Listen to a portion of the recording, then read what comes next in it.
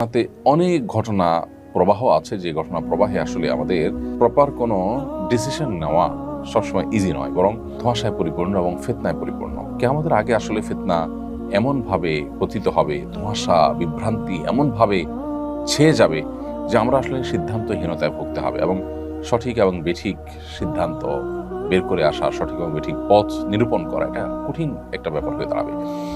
Iran Israel যুদ্ধের ক্ষেত্রে ব্যাপারটা অত জটিল না হলেও একেবারে সহজও নয়। একদিকে আমরা জানি যে ইরান তারা আমাদের কেবলাকে কেবলা মানে, আমাদের রসুলকে রসুল মানে ইরানের শিয়ারা। অপরদিকে আমরা এও জানি যে শিয়াদের একটা গ্রুপ তারা ইসলাম থেকে খারিজ হওয়ার মতো বিশ্বাস লালন করে।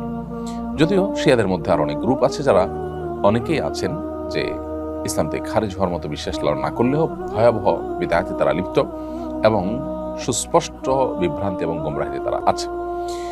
এ ব্যাপারে সারা বিশ্বের আহলে সুন্নাহ ওলামা ইকরামের কারোরই কোনো দ্বিমত নেই। চার মাযহাবের সমস্ত ওলামা ইকরাম এবং আপনার সমস্ত আইম্মা হাদিস মুহাদ্দিসিন সবাই প্রায়, এটা একটা বাস্তবতা। আরেকটা বাস্তবতা হলো যে আমরা জানি সিরিয়া সহ, ইরাক সহ মধ্যপ্রাচ্যের অনেকগুলো দেশে এই শিয়া প্রধান দেশটি ইরান বিভিন্ন সময় হামলা চালিয়েছে এবং বিশেষ করে অতি সম্প্রতি সিরিয়াতে হাজার হাজার বরং লাখো আহলে সুন্নাহর আলেমদেরকে হত্যা করেছে, মসজিদগুলোকে ভেঙেছে, দখল করেছে এবং সেখানে আপনার শিরকের রামরাজত্ব কায়েম করেছে। বিশেষ করে বাশার আল আসাদ যে কসাই হিসাবে পরিচিত, লক্ষ লক্ষ মানুষের জীবনহানি করেছে, যে সে নিজে ইরানের অনুগত এবং ইরানের সহযোগিতা নিয়ে সে তার এই জুলুমগুলো চালিয়েছে। তো এটা একটা বাস্তবতা।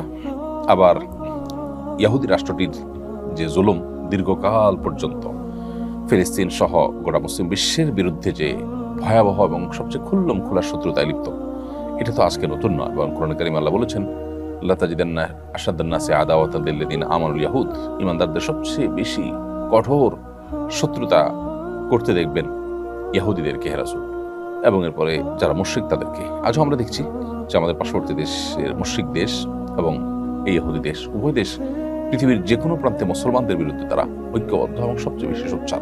এই জন্য যারা আমাদের আহলে কেবলা নয়, সেই ইহুদিদেরকে এক সাইডে রাখলে অবশ্যই শিয়ারা যারা আমাদের কেবলাকে কেবলা মানেন, যাদের সাথে আমাদের অনেক দিক থেকে মিল আছে, তারা আমাদের সন্দেহাতীতভাবে আমাদের বহু কাছাকাছি, সেই জায়গা থেকে তাদের প্রতি আমাদের সিম্প্যাথি, তাদের প্রতি আমাদের সমর্থন থাকার কথা সূরা রুমের মূলনীতির আলোকে। এর পাশাপাশি তারা এই চলমান যে আগ্রাসন, সে আগ্রাসনের মধ্যে তারা মাজলুমের ভূমিকা আছে।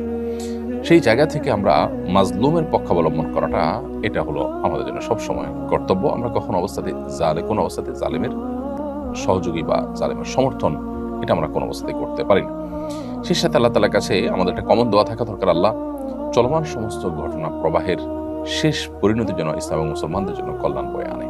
সে দোয়াটা আমরা মনে প্রাণে আল্লাহ তাআলার কাছে বেশি বেশি নিবেদন করব এবং সকল প্রকার জুলুমের অবসান, জালেমের পতনকে আমরা আল্লাহ তাআলার কাছে কামনা করব কায়েম বাক্যে। এবং সেই সাথে ইরান এবং শিয়া যারা আছেন তাদের প্রতি আমাদের আহ্বান থাকবে যে এইরকম পরিস্থিতিতে আজ সারা বিশ্বের প্রায় আহলে সুন্নাহর আলেম এবং শাসকরা ইরানের তাদের প্রিভিয়াস যে আহলে সুন্নাহর আলেমদের প্রতি জুলুম, নির্যাতন, তাদের প্রতি আপনার হত্যাযজ্ঞ, এগুলো সত্ত্বেও ইরানের প্রতি তাদের যে সিম্প্যাথি, ইরানের প্রতি তাদের যে সমর্থন, সেটা তারা জানাচ্ছেন।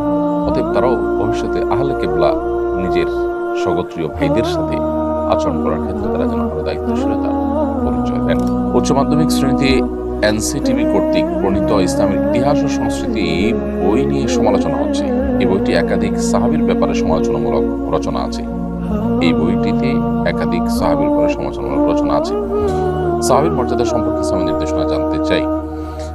সাহাবায়ে কেরামের নির্দেশনা ইসলামের আলোকে সুপ্রতিষ্ঠিত, সুপ্রমাণিত এবং তাদের যে মর্যাদা সেটা রক্ষা করা একজন মুসলমানের কর্তব্য।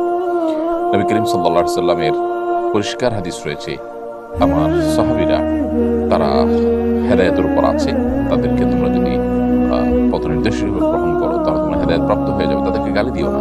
লা তাসুব্বু আসহাবী, তোমরা আমার সাহাবীদের সমালোচনা করো না। অতএব সাহাবীদের কোনো যদি ত্রুটি থাকে আমরা সেই ত্রুটি অনুসরণ করবো না, আমরা বিশ্বাস রাখবো তারা ত্রুটির ঊর্ধ্বে নয়। তবে আল্লাহ তাআলা তাদেরকে মাফ করে দিয়েছেন, তাদের প্রশংসা করেছেন, নবী সাল্লাল্লাহু আলাইহি ওয়াসাল্লাম তাদের প্রশংসা করেছেন এবং তাদের সমালোচনা করতে নিষেধ করেছেন। বিধায় তাদের ভালোটা আমরা গ্রহণ করে চলবো, তাদের সমালোচনা জায়েজ নয়। এবং কোরআনে কারিমে আল্লাহ তাআলা সাহাবা ইকরামের প্রশংসা ভূয়সী প্রশংসা করেছেন বিভিন্ন জায়গায়। আল্লাহ বলেছেন যে মুহাম্মদুর রাসূলুল্লাহ ওয়াল্লাযীনা আমানু মা'আহু ওয়াল্লাযীনা মা'আহু আশিদ্দাউ আলাল কুফফার রুহামাউ বাইনাহুম তারাহুম রুকআন সুজদান ইয়াবতাগুনা ফাদলাম মিনাল্লাহি ওয়া রিদওয়ানা সীমাহুম ফি ওজুহিহিম মিন আথারি সুজুদ যালিকা মাসালুহুম ফিত তাওরাতি ওয়া মাসালুহুম ফিল ইনজিল কাযার'ইন আখরাজা শাতআহু ফাআযারাহু ফাস্তাগলাযা ফাস্তাওয়া আলা সুকি।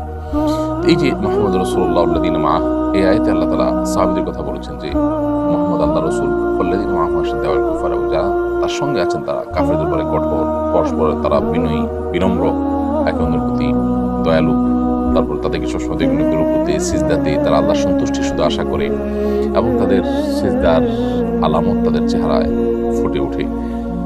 আর অনেক প্রশংসা আল্লাহ তাআলা তাদের করেছেন। আল্লাহ বলেছেন রাদিয়াল্লাহু আনহু ওয়া রাদু আনহু, তাদের প্রতি আল্লাহ সন্তুষ্ট হয়েছেন, তারা আল্লাহর উপর সন্তুষ্ট হয়েছেন। নবী সাল্লাল্লাহু আলাইহি ওয়াসাল্লাম বলেছেন বদর যুদ্ধের অংশগ্রহণকারী সাহাবীদের পরে আমালু মা শাইতুম কদ গাফারাল্লাহু লাকুম, তোমরা যা ইচ্ছা করতে পারো আল্লাহ তাআলা তোমাদের ক্ষমা করে দিয়েছেন। এই হাদিসগুলো সবগুলো প্রমাণ করে যে নবী সাল্লাল্লাহু আলাইহি ওয়াসাল্লাম এর সাহাবীদের মর্যাদা আল্লাহ তাআলার কাছে কত। তো এই জন্য আমাদের কর্তব্য হবে আল্লাহ রাব্বুল আলামিনের এই নির্দেশনা এবং নবী সাল্লাল্লাহু আলাইহি ওয়াসাল্লাম হাদিসগুলোকে মাথায় রেখে সাহাবা ইকরামের সমালোচনার বাইরে থাকা। সাহাবা ইকরামের ব্যাপারে কোরআন ও সুন্নাতে আরো ভুরি ভুরি হাদিস রয়েছে। আব্দুল্লাহ ইবনে মাসউদ রাদিয়াল্লাহু তাআলা বলেছেন, মান কানা মুস্তান্নান ফালিয়াস্তান্না বিমান কাদ মাত, যে ব্যক্তি আদর্শ হিসেবে গ্রহণ করতে চায় কাউকে, সে যেন যারা মারা গেছেন, অর্থাৎ তার সময় যারা মারা গেছেন তারা হচ্ছেন সাহাবী, তাদের যেন অংশগ্রহণ, তাদের যেন আদর্শ অনুসরণ করে। উলাইকা আসহাবু মুহাম্মদ সাল্লাল্লাহু আলাইহি ওয়াসাল্লাম, তারা মুহাম্মদ সাল্লাল্লাহু আলাইহি ওয়াসাল্লামের সঙ্গীরা ছিলেন, সাহাবীরা ছিলেন। কানু খায়রু হাদিহিল উম্মাহ আবরুহা কুলুবান ওয়া আমাকুহা ইলমান ওয়া আকলুহা তাকাল্লুফা, তারা এই উম্মতের সবচেয়ে শ্রেষ্ঠ মানুষ ছিলেন। তাদের অন্তর ছিল সবচেয়ে পবিত্র, সবচেয়ে ইলমের দিক থেকে তারা গভীর ছিলেন, জ্ঞানের দিক থেকে এবং লৌকিকতার দিক থেকে সবচেয়ে কম ছিলেন তারা। তো এই যে হাদিসগুলো, এই হাদিসগুলোর আলোকে সাহাবা ইকরামের সমালোচনা কোনো ইসলামের ইতিহাসের বইয়ে থাকতে পারে না, সংস্কৃতির বইয়ে থাকতে পারে না।